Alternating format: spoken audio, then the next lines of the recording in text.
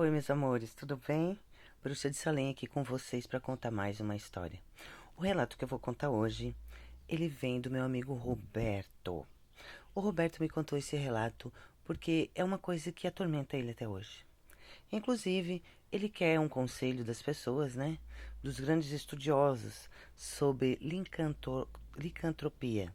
Porque ele disse que ele ficou com essa dúvida terrível no coração e isso atormenta ele todos os dias. Mas vamos ao relato do Roberto. Ele mora numa cidade do interior de Minas Gerais. Ele não quer citar o nome da cidade porque muita gente já foi nesse lugar. É um lugar assim que é muito cogitado pelas pessoas e ele disse que não quer ficar falando detalhes do local. Mas o nome dele ele deu, é Roberto realmente, e ele vai contar a história dele. Ele conta pra mim que tudo começou, né, quando ele era garoto. No final, bem no final, lá no fundo da rua dele, tinha uma casa que ela era abandonada. Todos diziam que ela era mal assombrada. Uma casa aonde ninguém entrava. Há muitos e muitos anos ninguém colocava o pé naquele lugar. Então ele disse que sempre se criou com isso na cabeça. Ele foi crescendo com essa situação na cabeça dessa casa, né, desse lugar. E ele sempre teve muita curiosidade lá, mas ninguém ia lá, até porque todos tinham medo de estar indo lá. E ficava bem no final da rua dele. Só que era um lugar bem abandonado, sabe? Cheio de mato. A entrada era muito ruim de entrar. Ninguém se aventurava a ir lá. E muitas pessoas que se aventuraram até por sinal ir até lá acabaram não voltando. Ninguém sabia qual era o mistério que existia naquele lugar. E ele sempre quis descobrir qual era. Até que um dia, ele já estava com 18 anos de idade, ele não suportou a curiosidade. Que é uma pessoa curiosa, né? Curiosidade às vezes matou gato, viu? Aí ele foi e disse para a mãe dele que ia na casa de um amigo e queria passar a noite fora. Como já tinha 18 anos, né? A mãe não se preocupou. Imagina, vai se preocupar por quê? Meu filho já é de maior, vacinado, já sabe andar pelas ruas. Não tem mais o que ficar me preocupando. Mas quando chegar lá, meu filho, me avisa que tu chegou. Então ele disse para a mãe que tudo bem. Só que ele não ia dormir na casa de amigo nenhum. Ele ia investigar a casa assombrada. Ele queria ver o que tinha naquele lugar, que todos temiam. Ninguém queria entrar lá, todo mundo tinha pavor daquele lugar. Poxa, esse é o lugar que todo mundo tem medo. Que tu te criou ouvindo que aquele lugar é ruim. O que tu vai fazer lá de curiosidade? Vamos falar sério, né? Mas tudo bem. Ele foi, arrumou tudo o que ele precisava. Lanterna, detector de fantasma, levou uma mochila com alimento, levou luzes sobressalente, aquelas luzes de, como é que se diz, aqueles sinalizadores, sabe? Levou tudo que precisava para poder entrar nesse lugar. E assim ele foi. Um facão na mão, muito afiado, para poder cortar os matos, né, para adentrar dentro da casa. E ele foi então até esse lugar, sozinho. Ainda Ainda além de tudo, vai sozinho. É isso que eu fico me perguntando. Às vezes, Roberto, a gente procura sarna para se coçar. Você não parou para pensar em tudo isso, meu amor? Mas vamos lá. Aí ele chegou, começou a desbravar o lugar, né? Vamos dizer assim. Começou a cortar aquela matagal, aquela coisa arada, e foi abrindo caminho, mato adentro, para poder chegar até a casa. Quando ele chegou até a casa, ele viu que era uma casa muito linda. Ela tinha tudo dentro, tudo, tudo. Não tinha sido nada tirado daquele lugar. Até os copos que estavam em cima da mesa e os pratos do último jantar estavam lá ainda. Inclusive, percebia-se, segundo ele, que a pessoa estava jantando. A família estava jantando, eram 3 pessoas. Quando alguma coisa aconteceu. Mas enfim, ele disse que entrou na casa, começou a olhar os detalhes, a riqueza do lugar, os móveis muito lindos, só que já tudo deteriorando com o tempo. A casa não tinha uma infiltração, não tinha nada quebrado. As janelas eram todas intactas. Para poder entrar, tinha que abrir a janela, forçar para poder entrar. As portas, algumas estavam abertas, outras não, mas tudo intacto, tudo perfeito. As roupas, o chinelo, as panelas, tudo no seu devido lugar. Inclusive a geladeira continuava ligada e estava com restos de alimento dentro. Ela estava com as coisas que ficou da época de quando tudo isso aconteceu.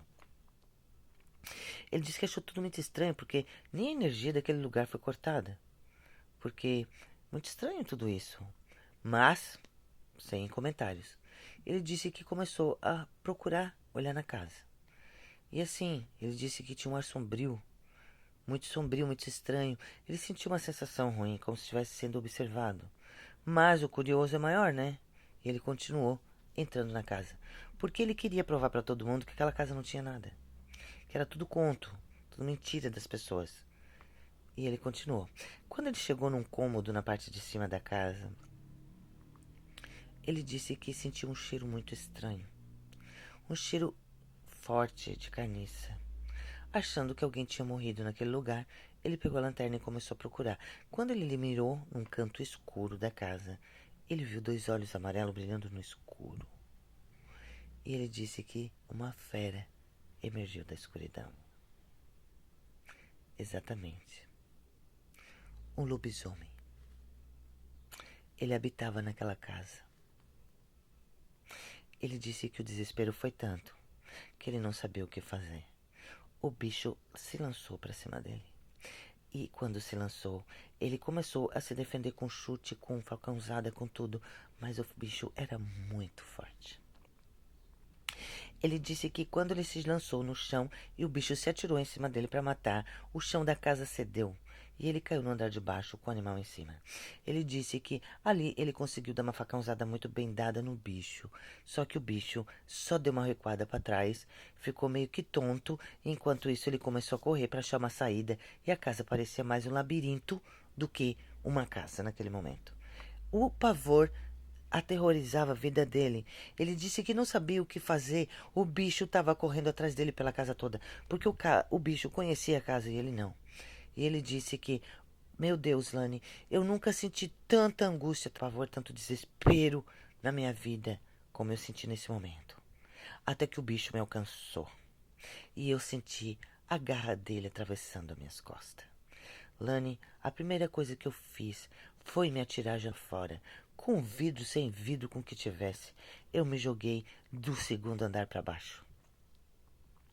Caí lá embaixo, me arrebentei todo. Eu sentia uma dor frenética, horrível, insistente nas minhas costas, que eu não conseguia identificar o que tinha acontecido comigo, mas eu senti o sangue quente escorrendo nas minhas costas. Eu vi que ele tinha me ferido grandiosamente, mas eu não conseguia parar de correr. Eu queria mais era sair daquele lugar horrível. E quando eu olhei para trás, o animal não passou da janela. Alguma coisa aprisionava ele lá. Então eu percebi, ao longe, que aquele bicho era a maldição daquele lugar.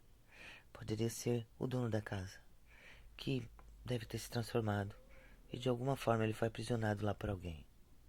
Ele não passava das entradas da casa. Era um lobisomem. Ele habitava lá. E eu vi ele. E consegui fugir dele.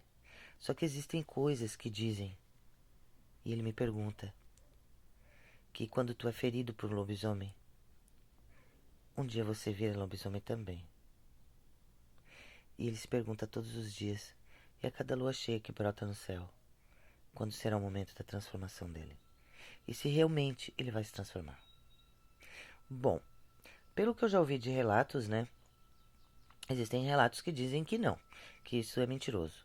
Como também existem relatos que dizem que sim, que quem foi ferido por lobisomem ficou. Então eu pergunto para as pessoas que estudam esse assunto, né, que são especialistas nesse assunto, que possam de repente, né, deixar nos comentários alguma coisa para poder estar ajudando o nosso amigo Roberto. Gente, isso é a real história que esse jovem nos contou. Hoje ele carrega as marcas do lobisomem nas costas. E são marcas profundas que os pontos dos médicos mal conseguiam fechar o ferimento. Eu sou a Bruxa de Salem. Não esqueçam de curtir meu canal, deixar o seu like, né, com certeza, comentar e principalmente se inscrever. Que se vocês se inscreverem, vocês vão me ajudar a contar mais relatos. Um beijo bem grandão para todos vocês.